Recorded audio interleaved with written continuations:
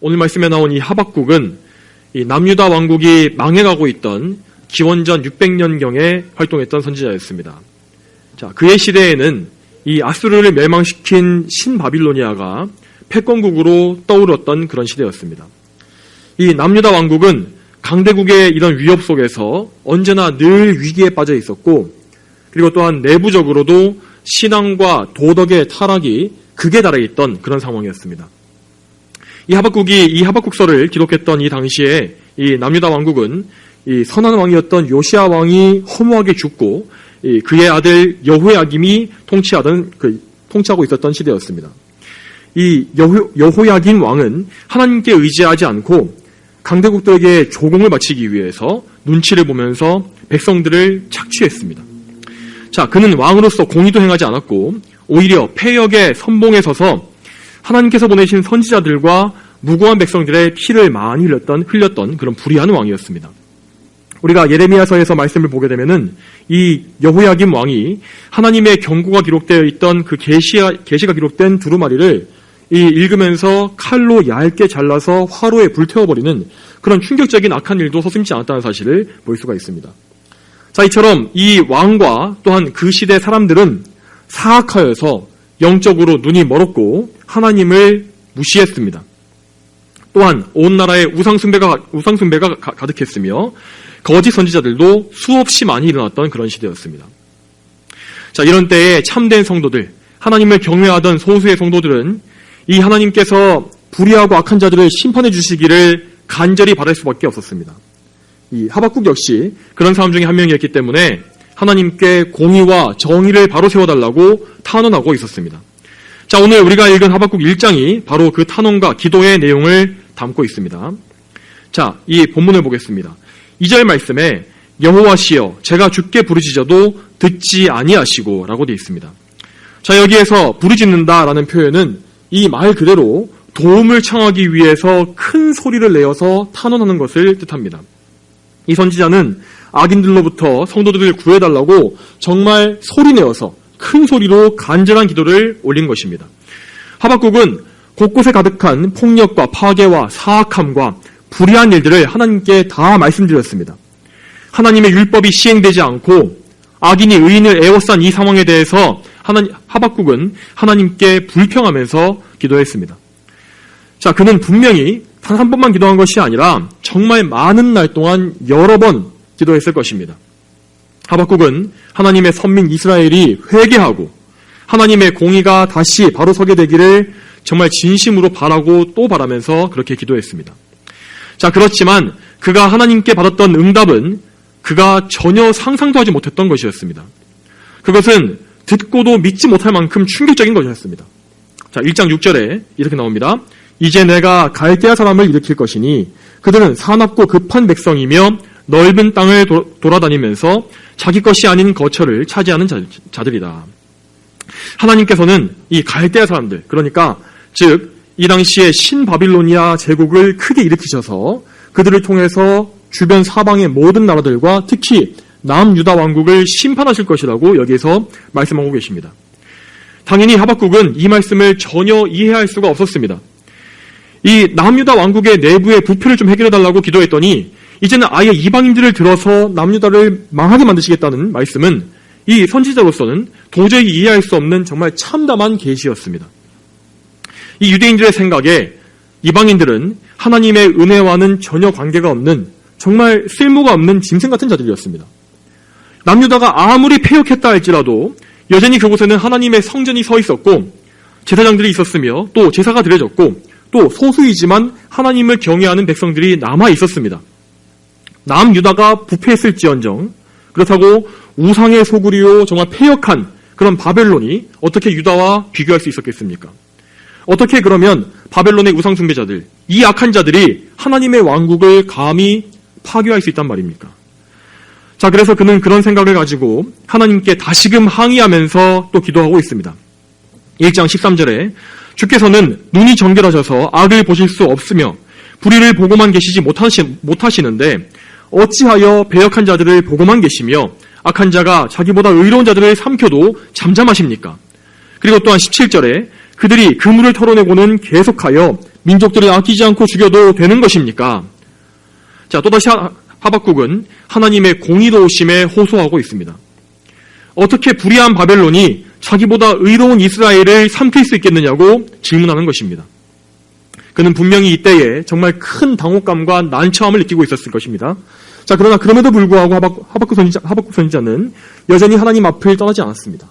그의 감정과 관계없이 하나님 앞에 서 있었습니다. 2장 1절에 무엇이라 말합니까? 내가 파수하는 곳 위에 서며 망대 위에 서서 여호와께서 나에게 무엇이라고 말씀하실지 내가 항의하는 것에 대하여 어떻게 대답하실지 기다려 보겠다. 자, 그는 파수꾼과 같이 이 적들이 오는 것을 보며 경계하는 파수꾼과 같이 백성들을 위해서 영적인 위험을 알리는 선지자로서의 사명을 계속 감당하고 있었고 그 가운데 하나님을 잠잠히 기다렸습니다. 내가 항의하는 것에 대하여 어떻게 답하실지 내가 기다려보겠다.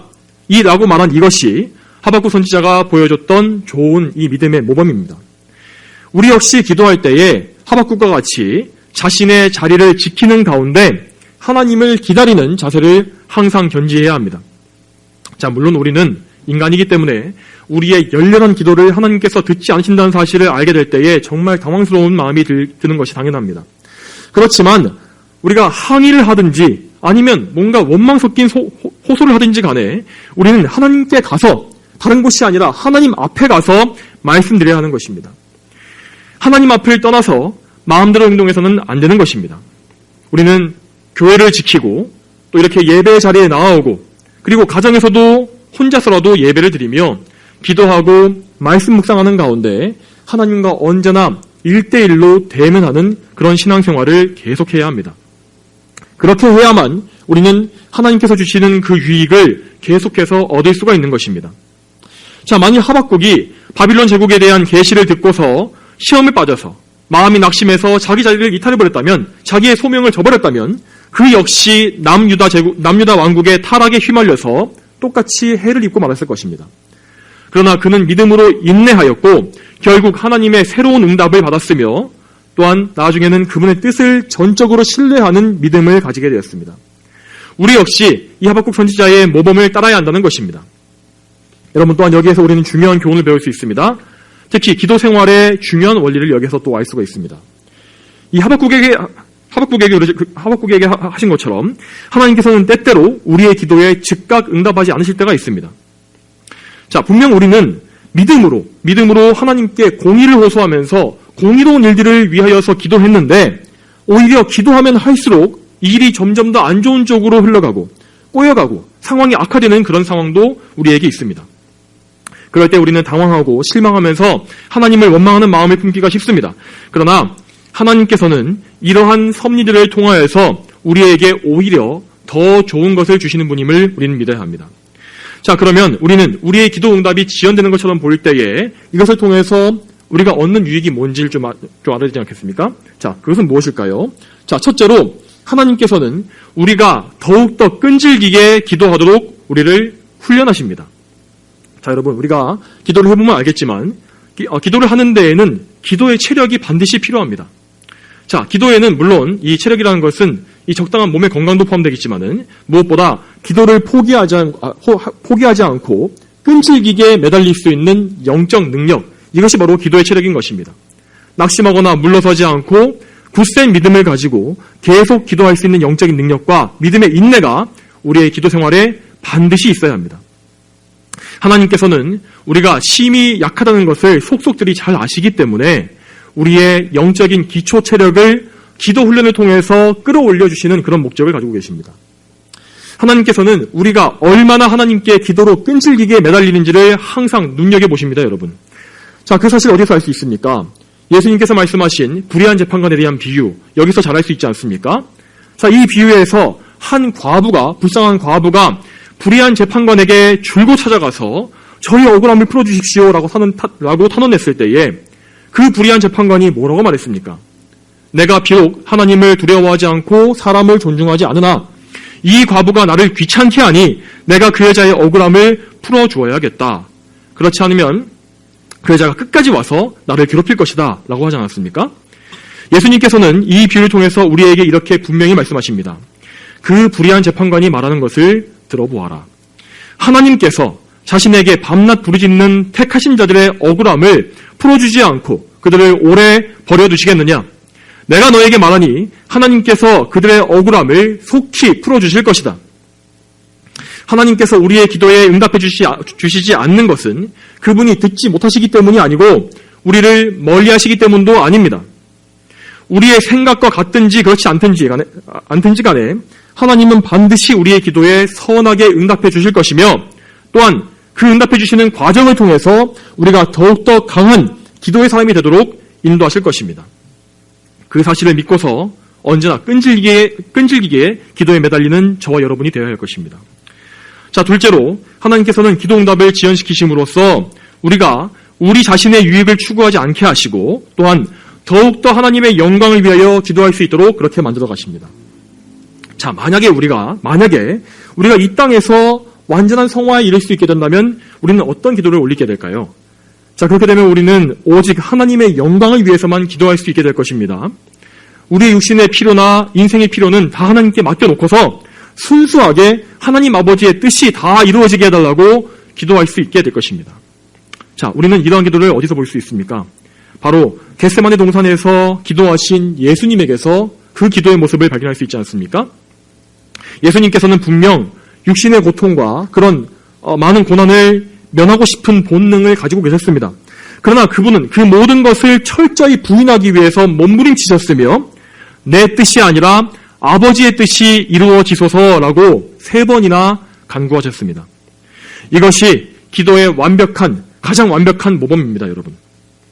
하나님께서는 우리에게도 이러한 온전한 순종이 이루어지기를 원하시는 것입니다. 그러므로 그분은 우리가 끈질기게 기도하도록 인도하시는 도중에 우리의 기도와 우리의 마음가짐을 계속해서 다듬어 가시는 것입니다.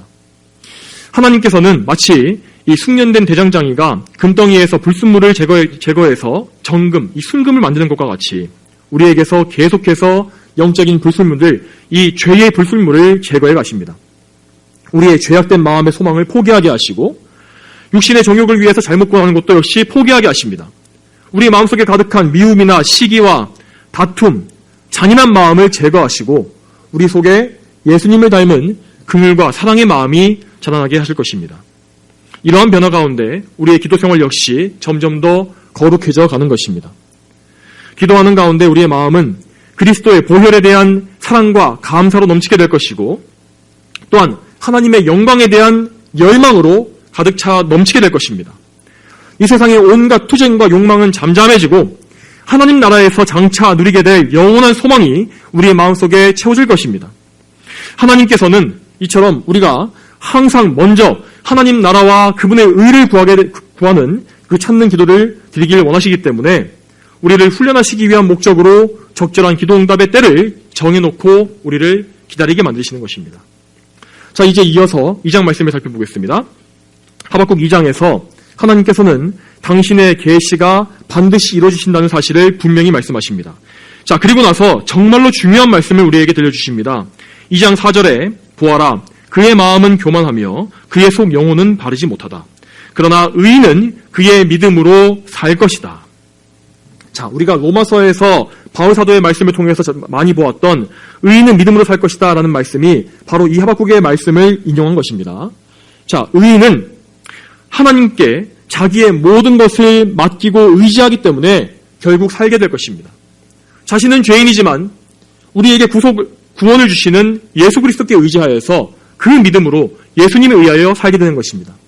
그러나 악인은 이 땅에서는 잠시 번성할지라도 결국에는 그의 죄 때문에 망하게 될 것입니다. 왜냐하면 완전히 공의로우신 하나님께서 악인들의 교만함과 그 영혼의 바르지 못함을 다 알고 계시고 그것을 반드시 심판하실 것이기 때문입니다. 하박국은 하나님의 말씀을 모두 다 듣고 나서 하나님의 크신 뜻과 최종적인 계획을 볼 수 있는 믿음의 눈을 가지게 되었습니다. 자, 성령께서 그의 마음과 생각을 바르게 하셔서 하나님의 뜻에 순종하도록 그를 인도하신 것입니다. 자, 그래서 하박국은 바빌론의 군대가 달려오는 무서운 일들 앞에서도 하나님의 계획을 신뢰하면서 그런 진노 가운데서라도 그분의 백성에 대한 긍휼을 잊지 말아달라고 간구하는 참되고 굳세 믿음을 가지게 되었습니다. 3장 2절에 이렇게 나와 있습니다. 여호와시여 주께서 하신 일을 경외합니다. 주께서 수년 내에 주님의 일을 소생시켜 주시옵소서. 이 수년 내에 알게 하여 주소서. 진노 중에라도 긍휼을 기억하소서. 자, 이러한 믿음은 시편 73편에서 아삽이 깨달았던 것과 똑같은 것입니다. 시편 73편에서 시인 아삽 역시 하박국과 똑같은 의문을 품었습니다. 자, 어째서 악인들은 저렇게도 번성하며 의인들은 압제를 받고 있는가?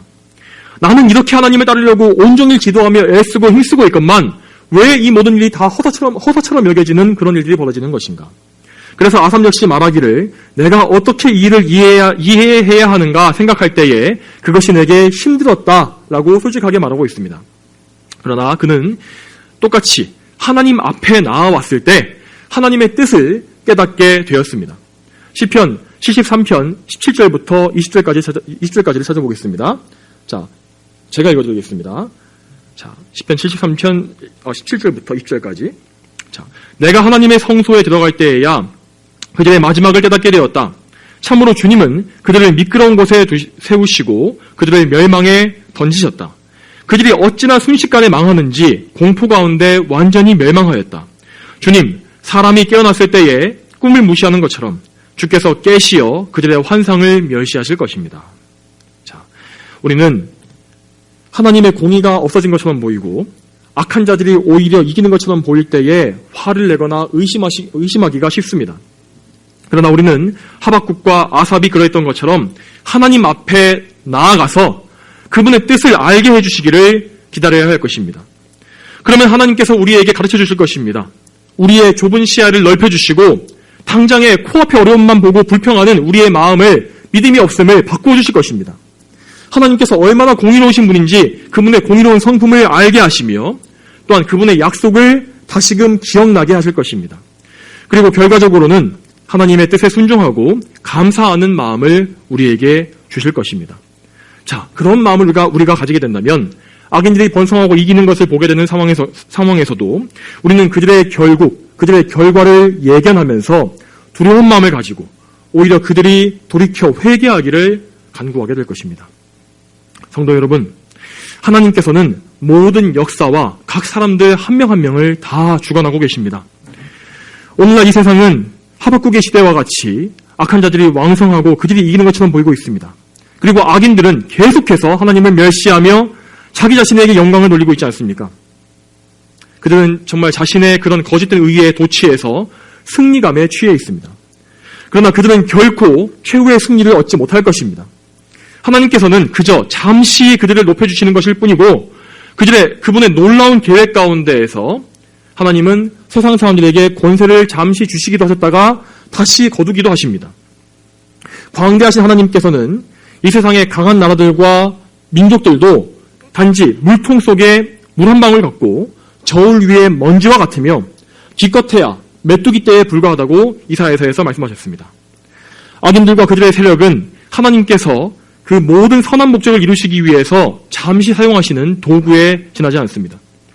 이 세상에는 아무 이유 없이 우연히 벌어지는 일은 하나도 없습니다. 하나님께서는 이미 시작하실 때부터 종말을 다 정해놓으신 전지전능하신 분이십니다. 이사야서 46장 10절에 이렇게 나와 있습니다.